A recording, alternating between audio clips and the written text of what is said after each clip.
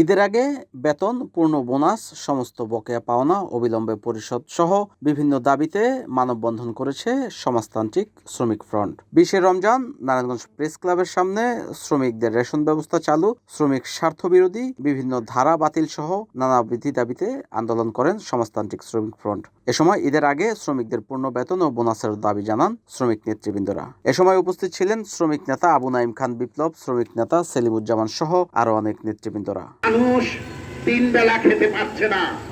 সংগ্রামী বন্ধুগণ, আজকে দরিদ্র মানুষেরা তাদের খাদ্য তালিকা থেকে খাবার কমিয়ে দিয়েছে। 3 বেলার জায়গায় 2 বেলা খাচ্ছে। সন্তানের লেখাপড়া বন্ধ করে দিয়েছে। অসুখ হলে চিকিৎসা নিতে পারছে না। সংশোধন চলছে। একটা মা হওয়ার জন্য সমস্ত শ্রমিকদের জন্য একই বেতন বহন করতে হয়।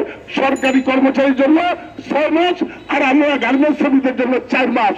এই যে একটা বৈষম্য, স্বাধীনতার পর যেই বৈষম্য তৈরি করে, সেই বৈষম্যের মধ্য দিয়ে আমাদের গার্মেন্টস শ্রমিকরা তাদের জন্য মৌলিকতা রাসায়নিক ব্যবস্থা সরকারের জনগণের ধারাগুলি আছে সেটা বাতিল করে অবিলম্বে শ্রমিকদের বেতন পরিশোধ করার জন্য, বোনাস পরিশোধ করার জন্য আহ্বান জানিয়ে আমি আমার বক্তব্য শেষ করছি। বিদায়ের মধ্যে রাখো। ধন্যবাদ। NAN TV, Narayanganj.